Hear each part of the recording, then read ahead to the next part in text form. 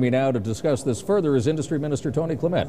Thanks very much for being here. My pleasure. So you heard Michael Ignatieff this morning. You've heard Michael Ignatieff sitting right here a few moments ago. Is it peace in our time? Has the crisis come and gone? Well, you never like to declare beforehand that things are going on the right side of things. But obviously, we still have this vote on Friday, or a series of votes, and he has to support the estimates, which keeps money flowing, and if he doesn't, then we're into an election period. So the fact of the matter is Canadians don't want an election right now. The fact of the matter is they want the stimulus package, they want the budget to work, they want the economic action plan of the government to work, and so he still has to make a final decision on that, it sounds like. Our decision is obviously to support our plan, to support our Prime Minister, and to avoid an election. But let's take a look, let's break this down and have a look at exactly the things that Michael Ignatieff says that he wants. And we've talked a lot about EI, and you and I can get back to that in a minute, but let's take a look. He's asking for a projection, a 5-year projection as to how we deal with the deficit. Sure. If indeed, as Minister Flaherty, Jim Flaherty, says that we'll be out of deficit in 5 years' time, he wants to see the numbers. Are you prepared as a government to give them those numbers, give them that projection?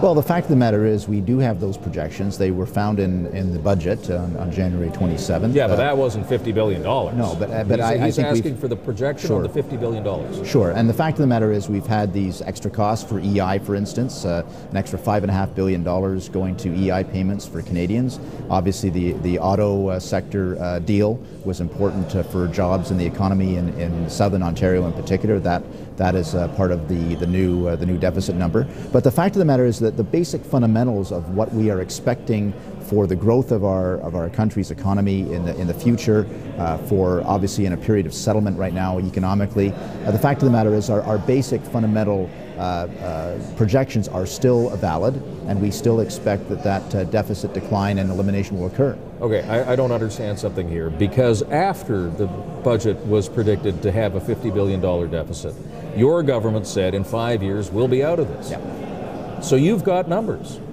We don't have them. The Liberals don't have them. Why don't you give them? No, we'll sit down and we can continue to provide information. There's no question about that. The fact of the matter is you have a budget.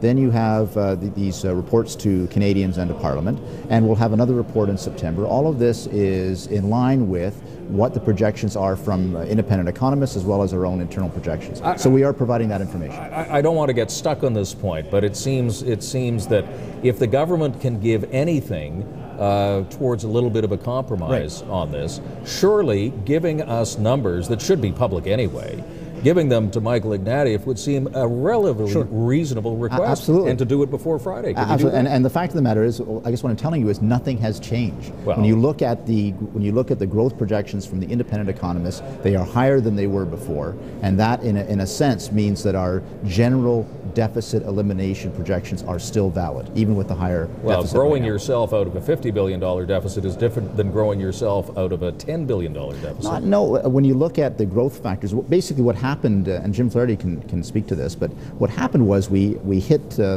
rock bottom a lot sooner, but we are now in a period of stabilization and in some sectors of the economy growth. So when you even these things out, we're in a better position than most other G7 countries, most other industrialized countries in the world, and those are valid in terms of our projections. Okay, but you are saying that you'll probably give those numbers to Mr. Ignatieff before Friday.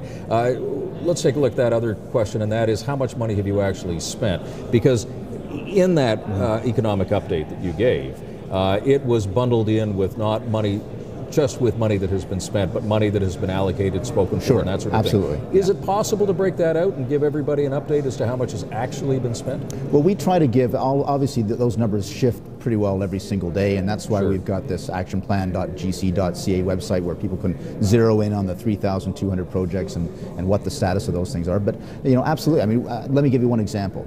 The $3 billion estimate envelope that was a cause of some controversy a few months ago, we spent $2.2 billion of that $3 billion. So that's a hard number. That money has been allocated out. It's been allocated to particular projects. I, for example, was responsible for the Colleges and Universities Fund, that $2 billion fund.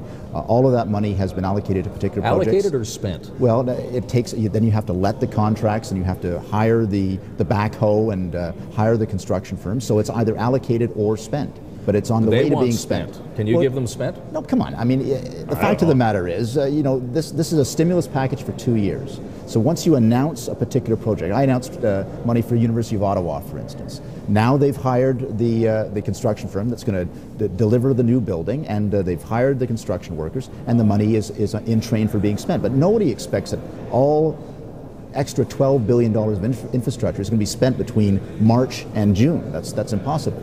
Okay. Tony Clement, obviously interesting negotiations coming up in the next couple of days, but I appreciate your time. No worries. Thank you very much.